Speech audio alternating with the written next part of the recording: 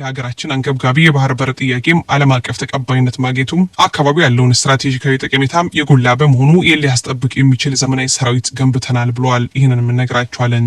ከሰሞኑ ከፍተኛ መጠን ያለው ሸቀጥ ወደ ኤርትራ እያመራ መሆኑን ተከትሎ ኑሮ ተወደደ በሚል በትግራይ ቁጣ ተነስቷል። የትግራይ ህዝብም ህወሓት በመዋቅሩ በኩል ወደ ኤርትራ ሊያስገቡ የነበረውን ከፍተኛ መጠን ያለው ነዳጅና የተለያዩ ምርቶችን በቁጥጥር ስር አውሏል ድንበር ላይ ተብሏል። ስለዚህ እናወራችኋለን። በሱዳን የሚገኝ የስደተኞች ካምፕ በድጋሚ ቃጠሎ ደርሶበታል። በተለይም በትግራይ ጦርነት የተፈናቀሉ ዜጎች መኖሪያ በሆነው የስደተኞች ጣቢያ ላይ ከባድ እሳት ቃጠሎ አድርሷል ተብሏል። ስለዚህ መረጃ ይዘናል። ወደ ዝርዝሩ ወሰድናችሁ። ከሰሞኑ ከፍተኛ መጠን ያለው ሸቀጥ ወደ ኤርትራ እያመራ መሆኑን ተከትሎ ኑሮ ተወደደ በሚል በትግራይ ቁጣ ተነስቷል። ዛሬ በተሰማ መረጃ ደግሞ የትግራይ ህዝብ ህወሓት መዋቅሮቹን ተጠቅሞ ወደ ኤርትራ ሊያስገባቸው የነበረ ከፍተኛ መጠን ያለው የነዳጅ ዘይት በቁጥጥር ስር ውሏል። በርካታም በጀሪካን የተሞላ ነዳጅ ነው ተይዟል የተባለው። ከዛ ውጪ እንደ ማዳበሪያ፣ ሩዝን ጨምሮ የተለያዩ ጥራጥሬና እህሎች የታሸጉ ወደ ኤርትራ ድንበር መቆጣጠሪያ ጣቢያና ወደ ድንበር ሲሻገሩ በቁጥጥር ስር ውሏል ተብሏል።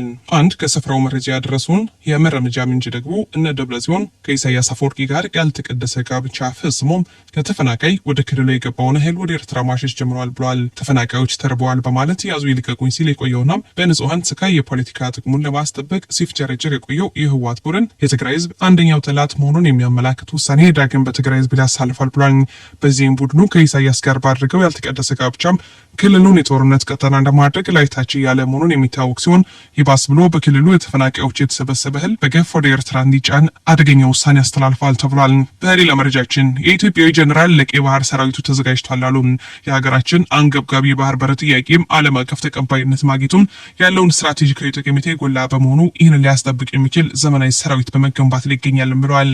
ሌተናንት ጀኔራል ኢመር መኮንን የመከላከያ ሰራዊት ቀዳሚ ተግባር ሀገራችን ኢትዮጵያም ብሔራዊ ጥቅምና ፍላጎቷን ማረጋገጥ ነውና አሁን ላይ የሀገራችን አንገብጋቢ የባህር በር ጥያቄ ዓለም አቀፍ ተቀባይነት ማግኘቱን ያለውን ስትራቴጂካዊ ጠቀሜታም የጎላ በመሆኑ ይህንን ሊያስጠብቅ የሚችል ዘመናዊ ሰራዊት በመገንባት ላይ እንገኛለን ብለዋል።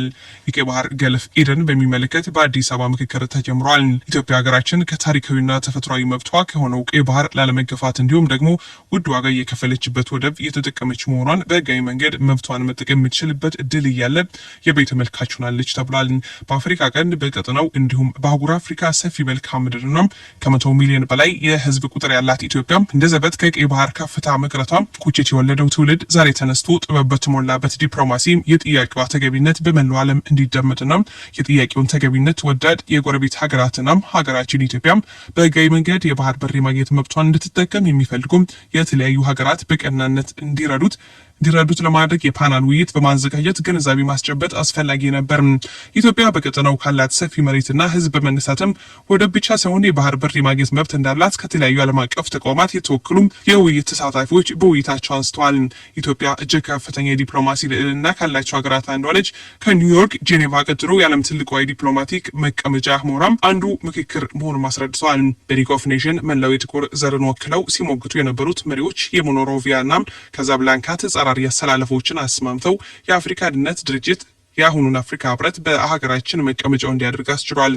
ሌተናንት ጀነራል ኢመር መኮንን በፊትም የነበሩ አሁንም ያሉት መንግስታት ኢትዮጵያ የዲፕሎማሲ ልዕልናዋ ያለችበትን ደረጃም አጉልቶ አሳይቷል ያሉት ኢትዮጵያ ከጎረቤቶቿ ጋር ተባብራና ተከባብራም ችግር ሲያጋጥም በቅድሚያ በሰላማዊ መንገድ ፈታም ሽብርተኝነትም ተዋግተም በአፍሪካ ቀንድ ያላትን በኢኮኖሚያዊና ቀጠናዊ ደህንነት ጉዳዮች ላይ ቅድሚያ ሰጥታ በመስራት ላይ ያለች ሀገር መሆኗንም አስረድተዋል።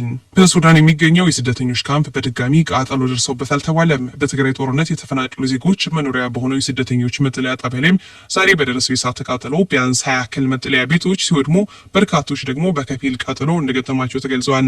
በመጠለያ ቤቶች ውስጥ ተቀጣጣይ እቃዎች መኖራቸውን በስፍራው የነበረው ከባድ ንፋስም እሳቱን እንዲባባስ እንዳደረገው የገለጹት የዓይን ምስክሮች በአደጋው የተጎዳ ሰው እንደሌለም አስረድተዋል። በሱዳን በሚገኙት ከደንባም ኡራምባካም ሀበሻና ኡምጉርጉር ካምፖች በተደጋጋሚ የእሳት ቃጠሎ እየተነሳ አደጋ ማድረስ ይታወቃል። ክቡራን ተመልካቾች ለሰዓቱ ያዝናቸው መረጃዎች በዚሁ አበቁ።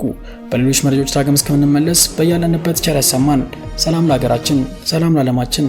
ኢትዮጵያችን ለዘላለም ትኑር።